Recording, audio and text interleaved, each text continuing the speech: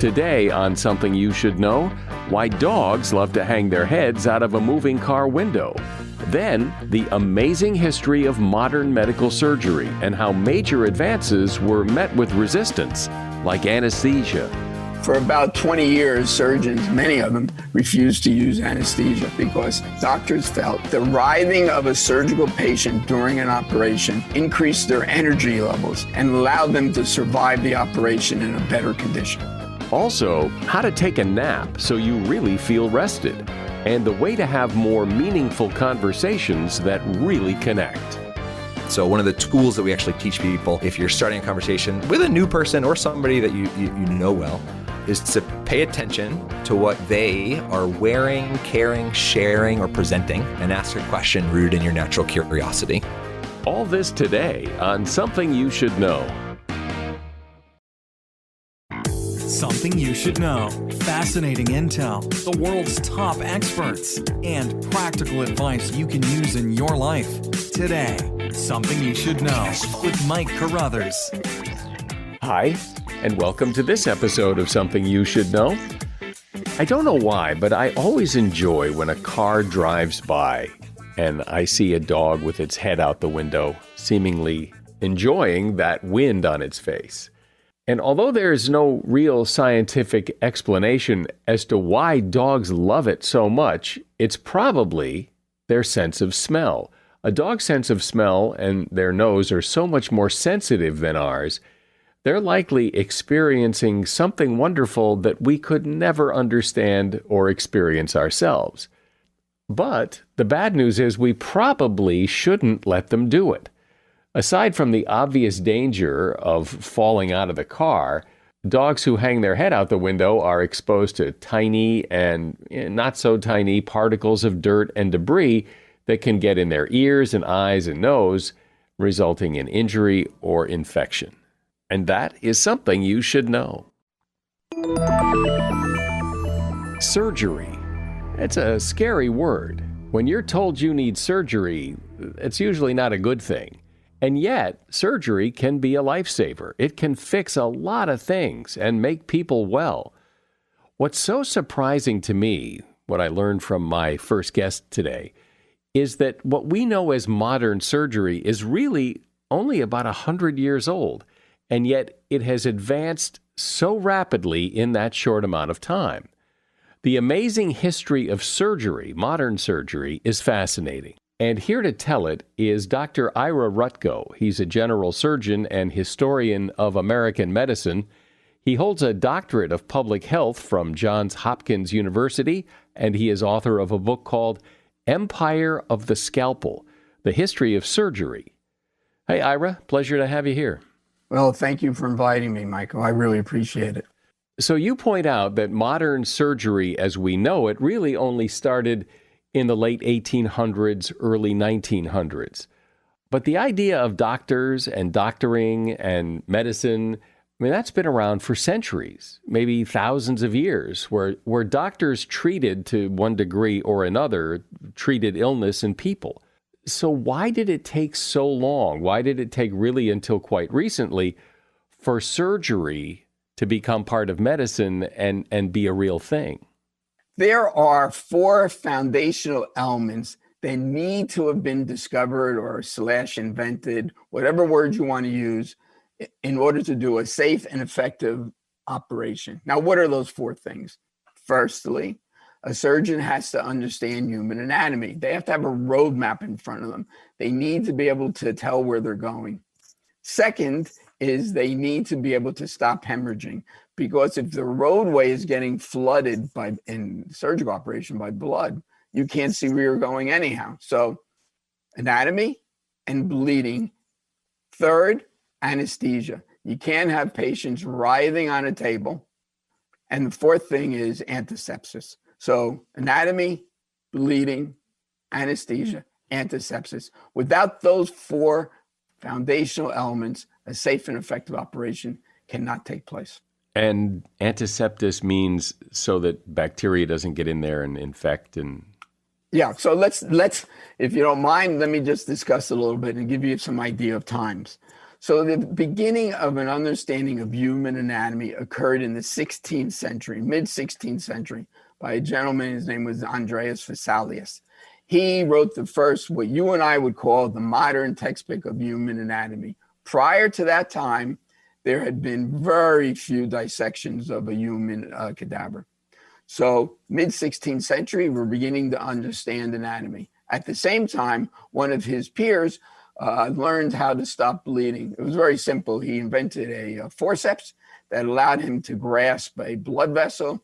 He could put a tie around the blood vessel and he could stop the hemorrhage. So those were invented in the 16th century. Now there's only one problem. We have 300 years more before anesthesia and antisepsis come about. So anesthesia happens in the mid-19th century. And antisepsis, not until the end of the 19th century. So by the beginning of the 20th century, I guess we could say by World War I, we had the 4 elements were in place. Well, those are some pretty big obstacles to solve. But I'll bet that even when those obstacles were solved, that there was probably resistance within the medical community because just human nature, people like to keep things the way they are, and you start talking about solving those kind of problems and leading to surgery, that there would be some resistance. They always wanted to go back to traditional thinking, meaning that you would think if somebody discovers anesthesia and the patient no longer has discomfort, that's a great idea. Well, it's not quite as simple as that. For about 20 years, surgeons, many of them, refused to use anesthesia. Now, I know that's hard to understand, hard to believe. Why would you subject your patient to pain? And the reason, amongst the reasons, was because surgeons and doctors felt that the writhing of a surgical patient during an operation increased their energy levels and allowed them to survive the operation in a better condition. So for 20 years, we're trying to understand not the discovery of anesthesia, we're trying to figure out whether it should even be used. All right, so that's anesthesia. Then antisepsis comes about. So let's talk about antisepsis because it's a great story. And around 1860, French physiologist by the name of Louis Pasteur, we all know pasteurization, he discovers this thing or things, they're called bacteria. First time ever. And he says to the world, listen, there is another form of life out there. You might not see it, you can't feel it, you can't touch it, but I'm telling you, it exists, i.e. bacteria. That concept was then taken over by an English surgeon. His name was Joseph Lister, like Listerine. And Lister says, that's a great idea, those bacteria. I have a feeling that those bacteria are what's causing infections, surgical wounds to get infected. Before around 1870, the concept of pus in a wound was a good thing. I know this is difficult to grasp in the modern world, but they felt the more pus there was in a wound, the better the wound was healing. Now, patients were dying from sepsis. Lister says, I think you ought to wash your hands and maybe use this spray that I have, and it will stop the introduction of bacteria into surgical incisions. Lo and behold, he does that, and infections stop. Problem was, like many other things, traditional thinking took over, and many surgeons said, I'm not going to do what Lister wants. It's just too difficult. I'm not washing my hands. I'm not washing the instruments. I'm not spraying the room with this carbolic acid spray that he wants. I'm not going to do that. So till the end of the 19th century, beginning of the 20th, you had this debate about the use of antisepsis. Not until World War I was everything sort of established where anesthesia and antisepsis were used for all operations. So that's when it was then, right? The beginning of the 20th century where those 4 elements got solved, those problems got solved, and off we go. Yes. And so I would say that it wasn't until around 1920 or 1930 that you began to see surgery, meaning if you looked in an operating room and saw the surgeons, the nurses, the anesthesiologists. It wasn't until around 1920, 1930 that you began to see what you and I would describe as surgery as we know it today. So that's a century ago. It's 100 years. That's it. And what did it look like before then? Nothing that you and I would enjoy. Let's look at this American Civil War. So the American Civil War, they had anesthesia because it had been discovered 20 years before, but they did not have enough ether and chloroform to use on all the patients, all the soldiers who were wounded. So frequently the operations were still done without anesthesia. During the Civil War, they had no understanding of sepsis, of infections. Patients would have an amputation done. The stump would get infected. The infection would spread throughout the body and the patient would die.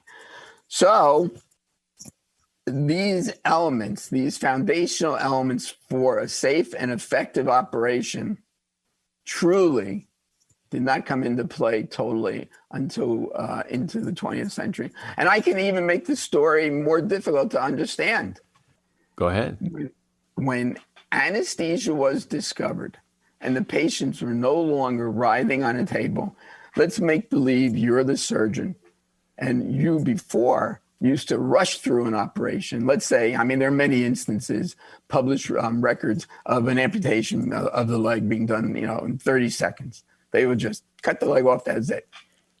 Well, but if I told you now, you're the surgeon, hey, patient doesn't have any pain, you don't have to worry about it anymore. What does that mean to the time you're going to spend on the operation?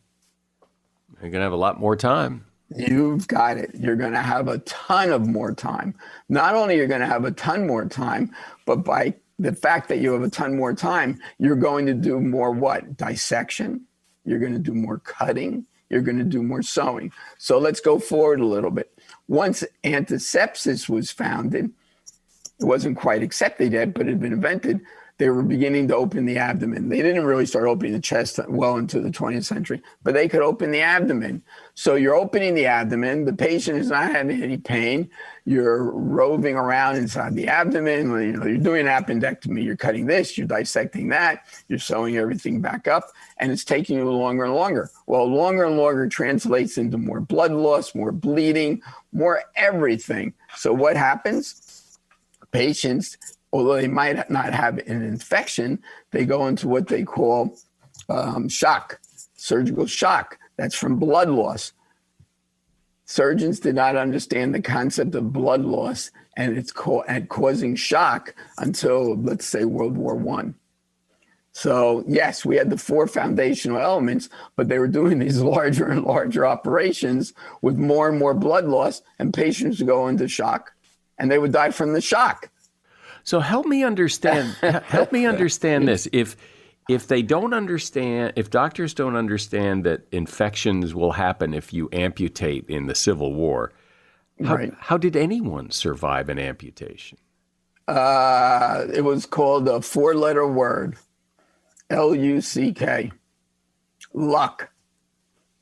It was just serendipity. Some people did, some people didn't. There was no, reason as to who did and who didn't. It was a matter of luck.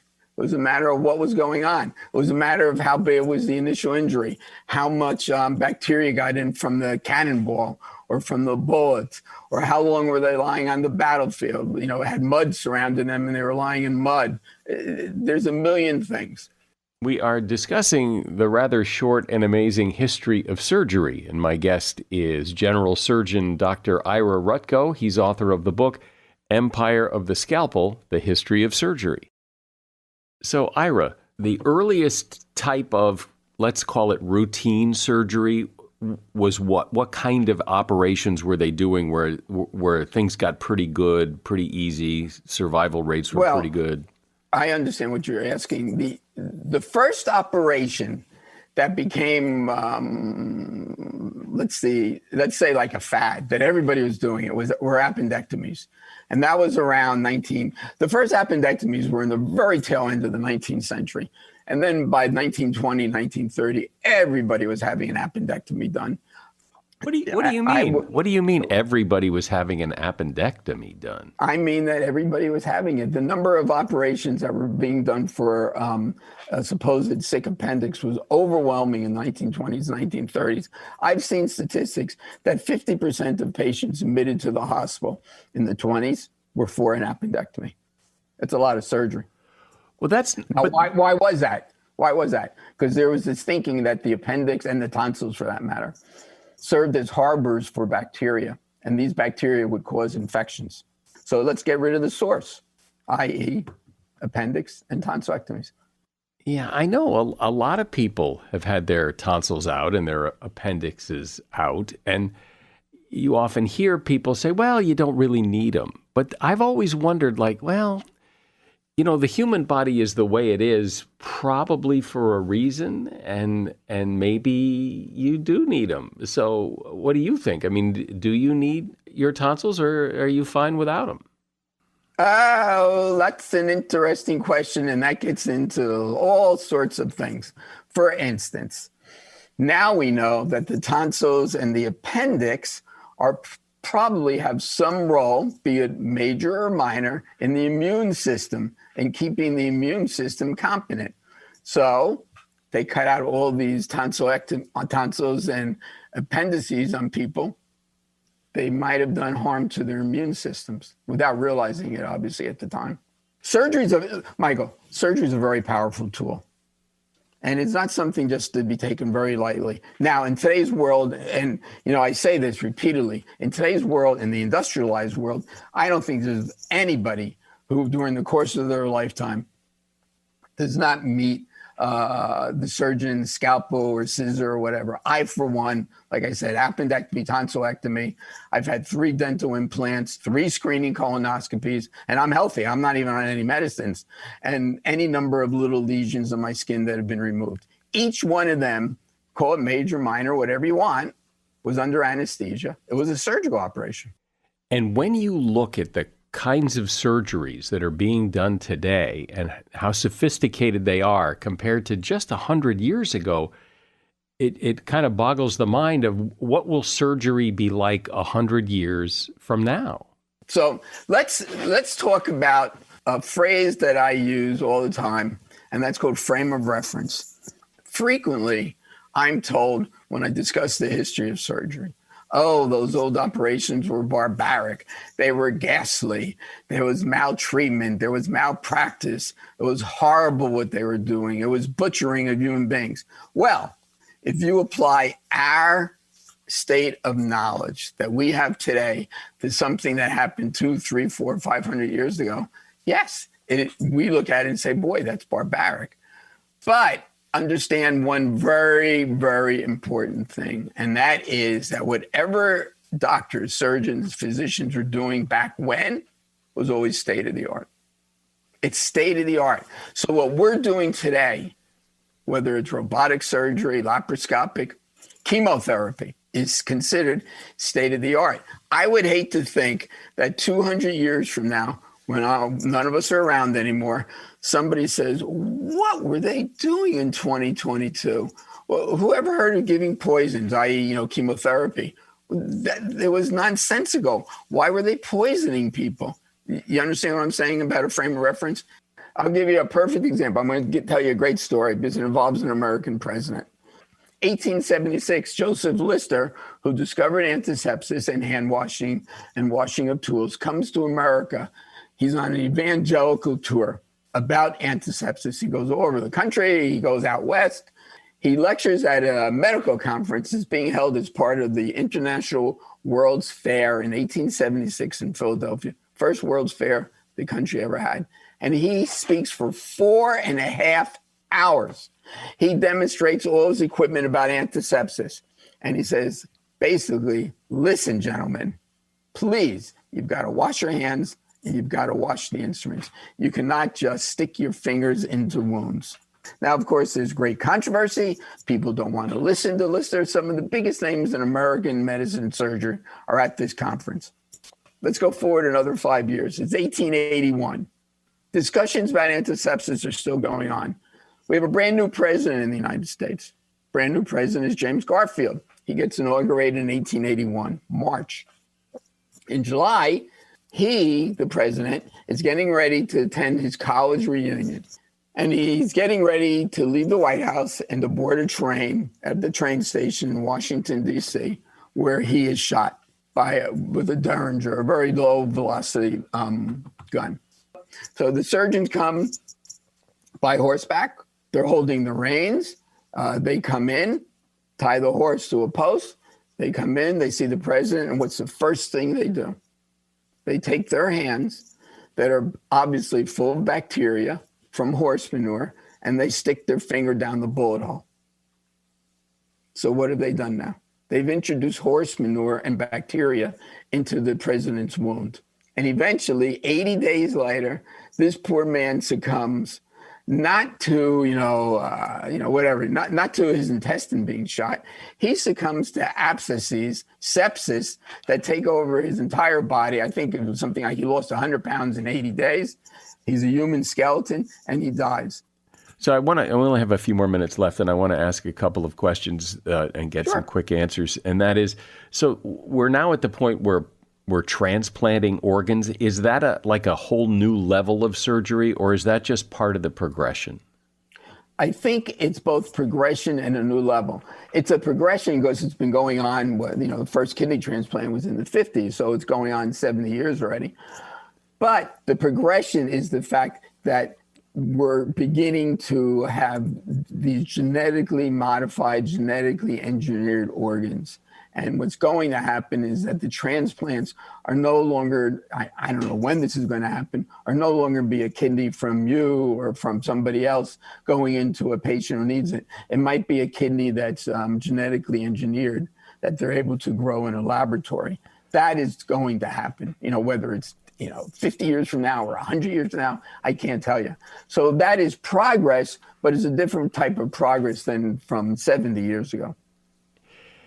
Are there anything in the world of surgery, and I know it's kind of a hard question, but that stumps doctors, that we just can't seem to quite get? Well, the obvious answer is we haven't cured cancer. Yeah, right. I mean, all right. So this is all, it's easy for me to say, 200 years from now, when someone's listening to this podcast and they say, oh, Dr. Rutko, what was he saying? I mean, it's easy for me to say now, maybe 200 years from now, cancer won't exist. I don't know. But clearly the sophistication and the progress in medical and surgical technology is out there. It is more expensive, granted. It's not cheap to be able to do this stuff, but it's clearly present. It clearly continues. And if there's one thing that I could say for sure is that progress, however you want to define it, progress will continue in surgery. Well, it's quite a story. You tell it well. And the benefits of that story, of the amazing advances in surgery over the last 100 years or so, will likely benefit all of us at some point in our lives. Ira Rutko has been my guest. He is a general surgeon, and he's author of the book, Empire of the Scalpel, The History of Surgery. And there's a link to that book in the show notes. One of the primary ways we learn and understand and connect with other people is by asking questions. And the better the questions, most likely the better the conversation and the more we all get out of it. Yet we tend to be not that curious, especially as we get older.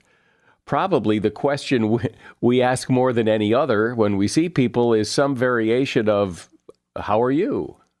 And the truth is we probably don't really want to know the answer anyway. Chad Littlefield is a speaker, author, and trainer who is co-founder and chief experience officer of We and Me Incorporated, an organization whose mission is to create conversations that matter. He's co-author of a book called Ask Powerful Questions.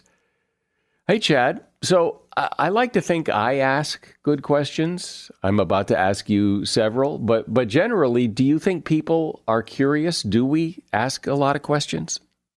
So kids, and you can ponder it yourself, but imagine how many questions kids ask between the ages of 3 and 5. So there's actually been some research done on this. And between the age of 3 and 5, kids ask on average 300 to 400 questions per day. Adults, on the other hand, it's a very different story. On average per day, adults ask, and there are a couple studies conflicting, but the best that we could find was adults on average tend to ask 6 to 12 questions per day. As we get taller and we know more stuff, I think we start to develop a national or personal curiosity deficit. When I think culturally, sociologically, there's a national curiosity deficit. I think in some ways, Mike, it would be great if everybody had your job or at least had your skill set to ask really intentional, curious questions. Well, couldn't it just be that kids ask more questions because they don't know? But once they know what the color red is, oh, that's red. Well, they never have to ask it again. So the number of questions they are going to ask would diminish. But does that necessarily make you less curious just because you already know the answers? So there totally is something to be said for being less curious about, if a kid's asking, why is a red light red? Why is a green light green? Why is the grass green? Why am I asking about color so much? There's something to be said for you figure out those facts.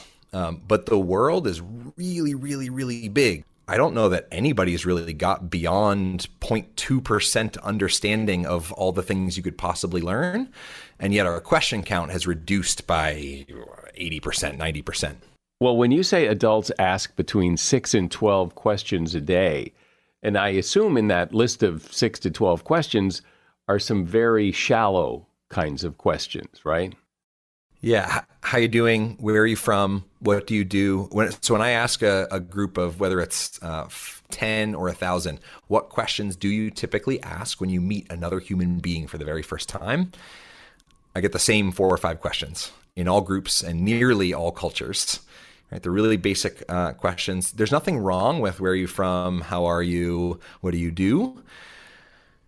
And yet, that is fundamentally small talk. And introverts, extroverts, 90+% of the population gets a little bit drained by having the same conversation over and over again. Because when somebody asks you, what do? You just plug in the tape and let it play. The conversation doesn't have a ton of novelty or intrigue involved. But it seems that small talk is kind of the lubricant that gets the conversation going. You can't meet somebody and ask them some big, huge question. You kind of have to warm it up.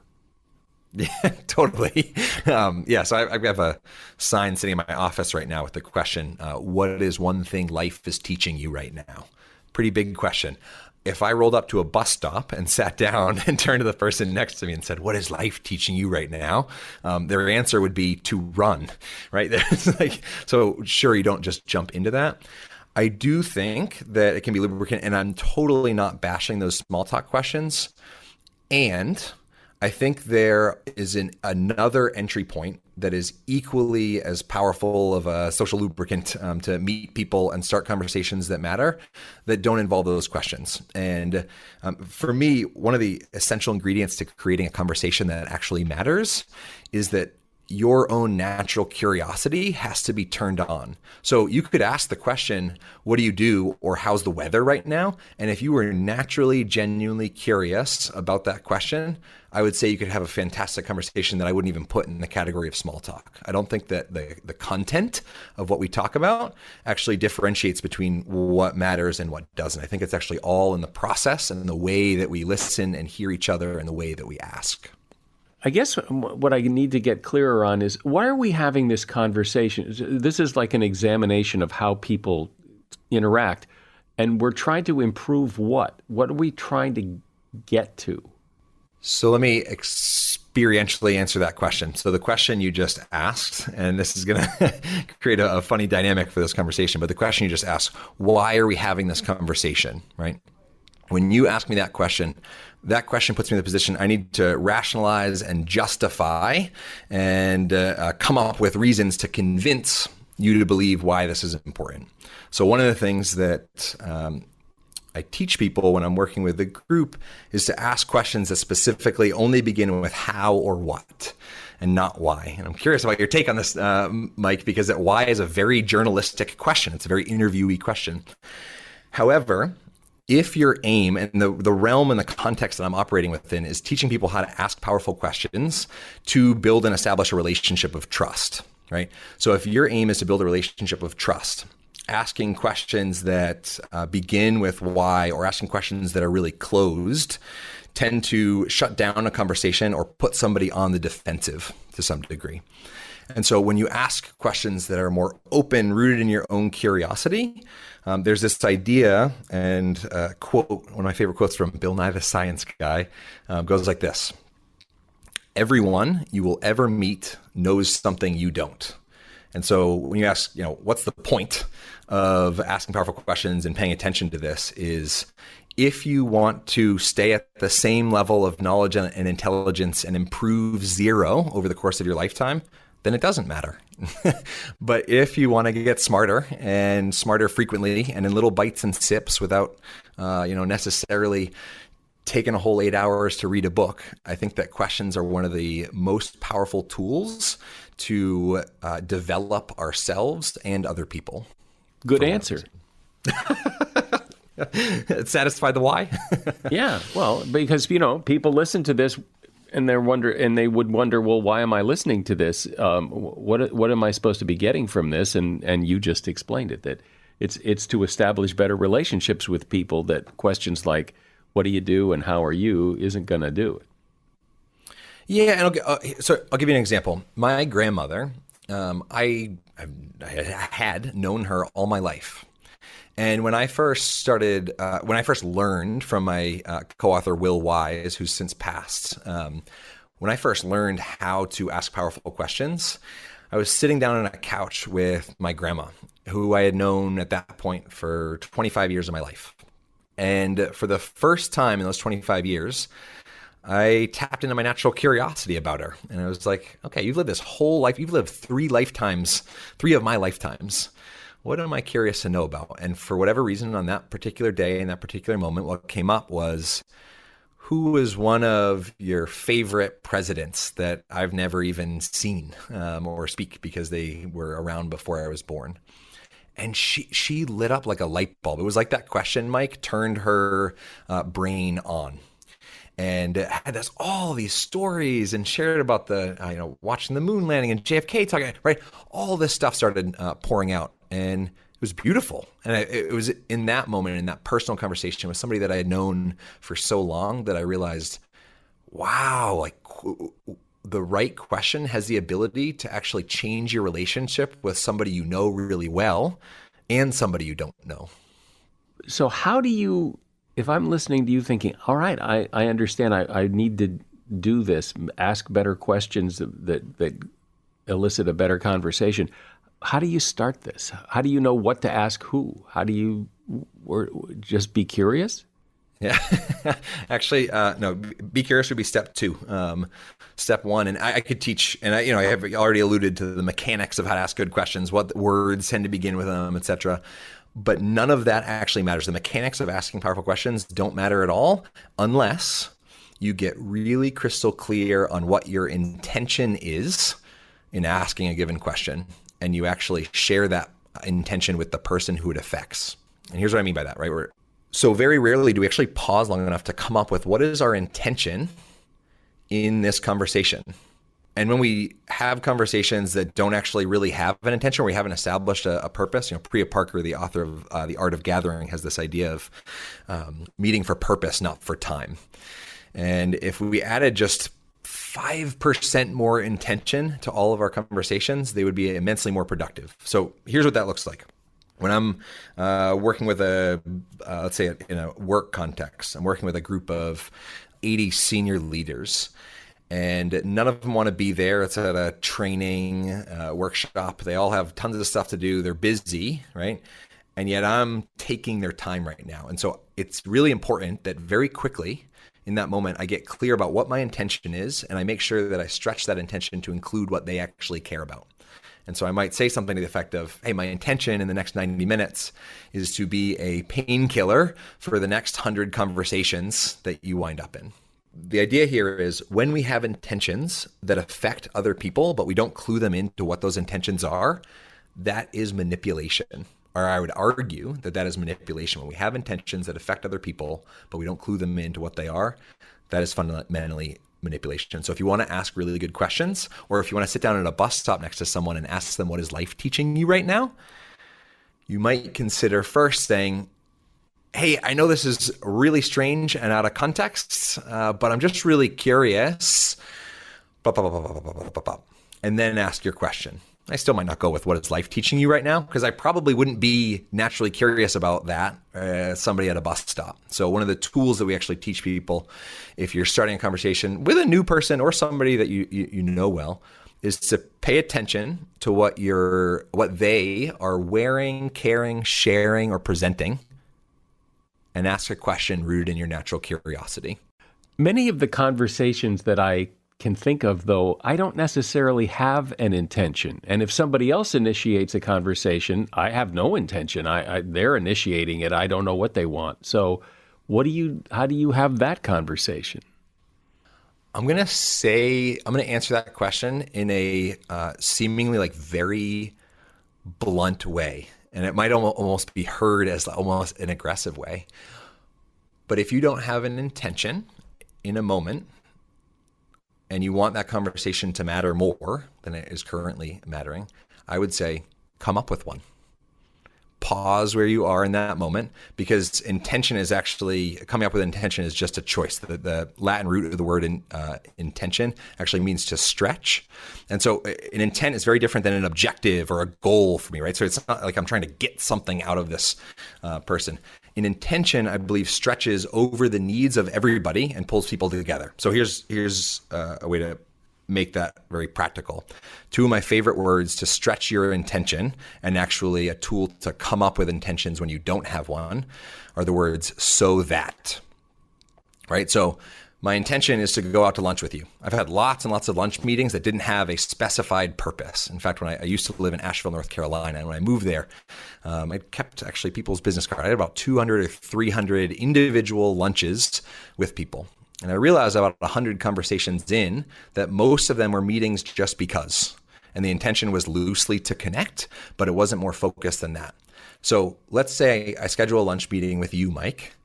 I say my intention is to connect, so that Mike has a really brilliant conversation that makes his day and perhaps his dinner conversation even better. So adding "so that," and then after those words, inputting or inserting a currency that person or those people care about. Don't you think one of the reasons that people tend to stick to superficial conversations is they're very automatic? They don't take a lot of thinking. And to have the kind of conversation that you're talking about requires perhaps pausing, thinking about it. And people don't like that silence. In a conversation, silence is uncomfortable for a lot of people. People have a hard time with silence. Even 3 seconds of silence feels like a lifetime to some people. When you think about going back to college age or high school or school age, you had a teacher who gave a 45-minute lesson, and at the end they asked, "Any questions?" And at least in my class, the only thing I heard was the sound of backpacks zipping up. And I think the reason is not because people didn't have any questions. I think the reason that there wasn't a lot of engagement after asking any questions was because 2 to 3 seconds is not enough time for the brain to process a ton of content data, ideas, a particular moment in time, convert it into a sentence that ends in a question mark, then tell your arm to raise up above your head, signaling that you want to answer a question, and then gather the courage to publicly speak, which is one of our greatest fears as a species. And so one of the greatest gifts, or I think one of the lost arts of creating conversations that matter, is silence. And so before I invite people to ask a question at the end of a session I lead or something, I'm actually, I used to say, "All right, Q&A time. What you got? Hit me." And now I actually say, questions take a little bit to formulate. You've got 10 seconds and I want to just sit in quiet. Well, everybody, whether you're going to ask it or not, I'd love for everybody to come up with a question rooted in their own natural curiosity. 5, 4, 3, 2, 1. And then I invite people to raise their hands or come up to the mic or toss out their question. And I would say, and this is not an exaggeration, let's just pick a group of 1,000. So if I'm doing a keynote for a group of 1,000, I would say that 30 to 40% of the room will raise their hand after giving 10 seconds of silence to come up with a question. Whereas if I just ask any questions, I might get like a few rogue extroverts who are happy to tell a long story on the microphone to everybody and hardly ask a question, right? So just the difference between there is so vast. So what's the big takeaway here? And perhaps more specifically, knowing what you know about this, what's the advice? If you take one thing from listening here, if you just double your count, on average, adults tend to ask 6 to 12 questions per day. If you literally just aimed to double your count, 12 to 24 questions a day, I would argue that you would double your learning, you would double your connections, you would double the depth of relationships that you have in your life, just by doubling your count. So I imagine that if you're going to ask these powerful questions, you need to actually listen to the answers. And I am anxious to hear what you have to say about listening, because a lot of people don't listen very well. I would argue, and a whole bunch of neuroscience would also argue, that there are two dominant ways that our brains tend to listen to and process information. The first one, I'm going to give some non-neuroscientific language that I think is a little bit more sticky. The first way that I would argue our brains listen comes from our amygdala, that fight or flight response. And it's listening to win, right? So if I ask somebody, I did this yesterday. I asked somebody as a demonstration, I asked them, where are you from? And they said, Boston. I said, no way. I grew up just 30 minutes south of Boston, blah, blah, blah, blah, blah. And then I asked, okay, who are we talking about right now? Me. That's weird, because I asked that person a question, and within a couple seconds, we were talking about me again.